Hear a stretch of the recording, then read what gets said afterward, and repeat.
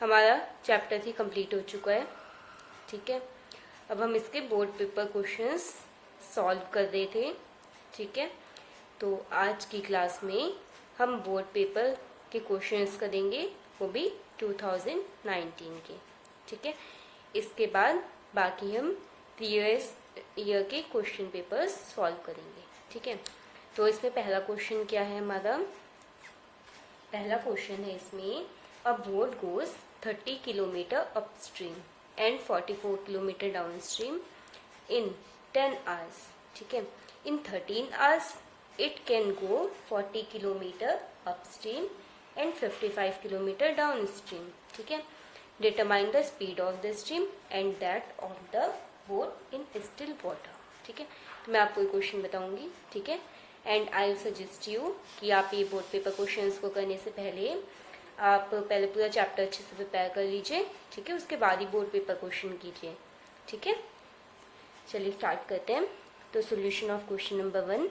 ठीक है, हमें क्या क्या फाइंड आउट करना है? Speed of the stream. ठीक है, ये तो हमें फाइंड आउट करनी है। तो पहले आप क्या कीजिए, इसको गेस कर लीजिए। लेट द स्पीड, हमें स्पीड ऑफ द स्ट्रीम चाहिए and the boat, speed of the boat in still water, दो चीज़ें हमें चाहिए। ठीक है, तो स्पीड ऑफ द बोट, ठीक है, in still water is equal to x। ठीक है, and speed of the stream that is equal to y। ठीक है, ये किलोमीटर पर आवर मिलेंगे। ठीक है, ये आपने जब लेट कर लिया तो आपको पता है अब एक अप स्ट्रीम होता है, एक डाउन स्ट्रीम होता है। ठीक है, ये डिटेल में वैसे मैं पहले आपको बता भी चुकी हूँ। अप स्ट्रीम क्या होता है? ऑपोजिट डायरेक्शन में। ठीक है, यानी कि यहाँ पे हम ले लेंगे x माइनस वाई। ठीक है, और किलोमीटर पर आवर। ठीक है, किलोमीटर पर आवर। ठीक है, और डाउन स्ट्रीम में हम लेंगे x प्लस वाई। ठीक है, किलोमीटर पर आवर। अब ये हो गई आपकी अपस्ट्रीम और डाउन स्ट्रीम की स्पीड। ठीक है, अब हम क्वेश्चन पे आएंगे। हमारा क्वेश्चन कह रहा है, अ boat goes 30 kilometre upstream, 30 kilometre upstream. ठीक है, एंड 44 किलोमीटर डाउन स्ट्रीम। ठीक है, एंड टोटल टाइम इज 10। ठीक है, तो ये हो गई आपकी फर्स्ट इक्वेशन। ठीक है, ये हमारी किस बेसिस पे थी?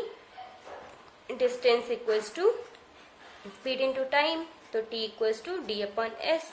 ठीक है, तो t equals to D upon S, D upon S. ठीक है, इसके बेसिस पे हमने ये इक्वेशन प्लॉट की है। ठीक है, अब इसी बेसिस पे हम सेकंड इक्वेशन प्लॉट करेंगे। ठीक है, आगे कह रहा है क्वेश्चन, इन 13 आवर्स, यानी कि time is 13, it can go 40 kilometre up stream. ठीक है, एंड 55 किलोमीटर डाउन स्ट्रीम। ठीक है, यानी x प्लस वाई। ठीक है, तो अब आपको x और y की वैल्यूज इनसे फाइंड आउट करनी है। ठीक है, इस टाइप के मैं आपको बहुत सारे क्वेश्चन बता चुकी हूँ। ठीक है, तो अभी ये क्वेश्चन आप खुद कंप्लीट करेंगे। ठीक है, इंपॉर्टेंट क्या होता है इनमें? ये इक्वेशंस प्लॉट करना। ठीक है, वो मैंने आपको बता दिया है। आप इन इक्वेशंस को सॉल्व कीजिए। ठीक है, और क्वेश्चन आपका हो जाएगा। ठीक है, तो मैं आपको सेकेंड क्वेश्चन बता देती हूँ इसका, आप ध्यान से देखिएगा वो क्वेश्चन को। ठीक है, तो अब हमारा सेकेंड क्वेश्चन क्या है इसमें? Question number 2। ठीक है,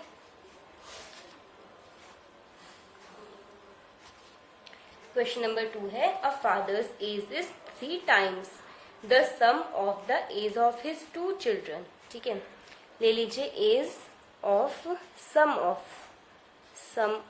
as of 2 childrens is equals to x, and father की age is equals to y, but according to question y is equals to 3x, right? ठीक है, further question is saying after 5 years children's की as क्या हो जाएगी?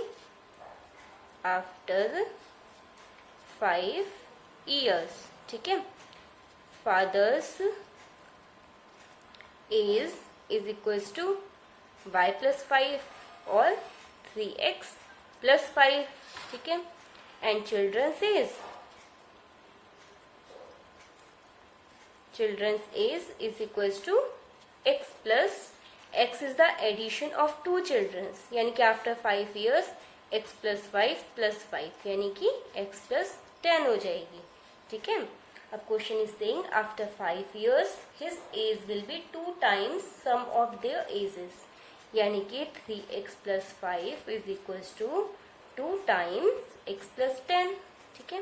तो अब आप इस x की वैल्यू फाइंड आउट कर लीजिए. अब आपसे पूछा गया प्रेजेंट एज ऑफ फादर, तो आपको ये फाइंड आउट करना है. ठीक है. तो 3x plus 5 equals to 2x plus 20. ठीक है.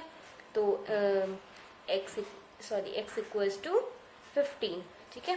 तो father's is y equals to 3 into 15 यानी कि 45 years. ठीक है. तो क्वेश्चन आपको समझ में आ गया.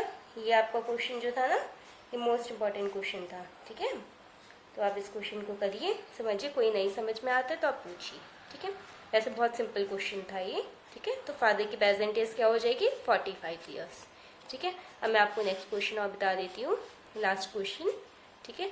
क्वेश्चन क्या है? A fraction becomes 1/3 when 2 is subtracted from numerator and it becomes 1/2 when 1 is subtracted from the denominator. Find the fraction.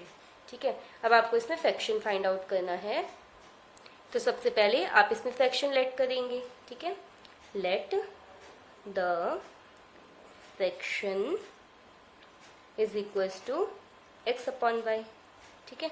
देखिए स्टूडेंट, इस टाइप के मैं बहुत सारे क्वेश्चन वैसे आपको बता चुकी हूँ जो आज तीनों बोर्ड पर 2019 के क्वेश्चन है ना. तो अगर आपने प्रीवियस पूरे चैप्टर की प्रैक्टिस की है ना, तो ये क्वेश्चन आपके लिए बहुत ईजी हैं. सिर्फ इनमें डिजिट्स चेंज है, बाकी मैं सब क्वेश्चन आपको कम्प्लीटली करा चुकी हूँ. ठीक है.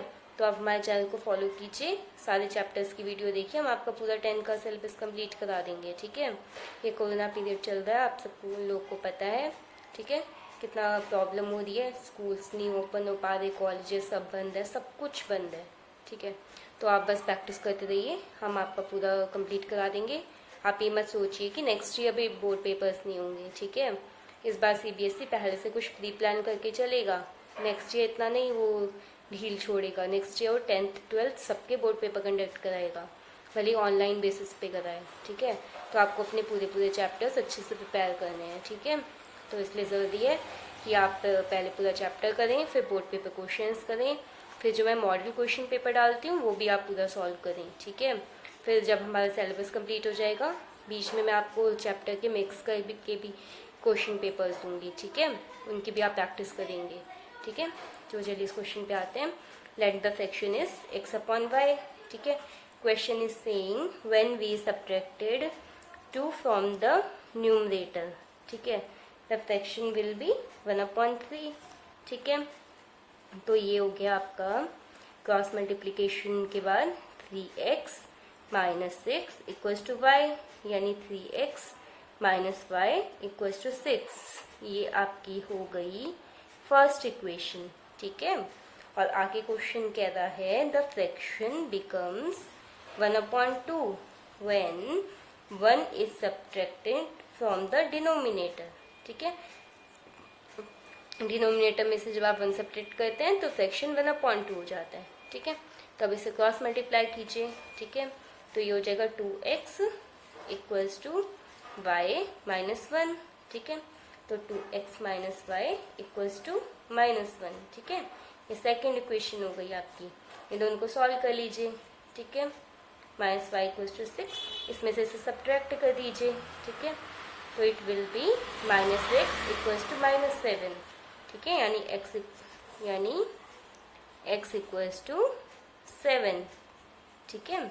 तो y will be 2x + 1. y will be 2 × 7 + 1, that is equals to 14 + 1 15. तो फ्रैक्शन विल बी 7/15. ठीक है. आपको क्या फाइंड आउट करना था? फ्रैक्शन तो फाइंड आउट करना था. ठीक है. ये क्वेश्चन सब इस चैप्टर के मोस्ट इंपॉर्टेंट क्वेश्चंस में से हैं. ठीक है. आप इन क्वेश्चंस की प्रैक्टिस कीजिए अच्छे से. ठीक है. चलिए मैं आपको और क्वेश्चन बता देती हूँ. ये देखिए तीनों क्वेश्चन हमारे हो गए. क्वेश्चन 1 भी मैंने आपको बता दिया, बस मैंने आपको इसमें इक्वेशंस बना के दे दी. You have to solve them and find out your answer. ठीक है. एंड सेकंड क्वेश्चन भी बता दिया एंड थर्ड क्वेश्चन भी। ठीक है, चलिए क्लास कंप्लीट करते हैं। ठीक है, थैंक यू क्लास।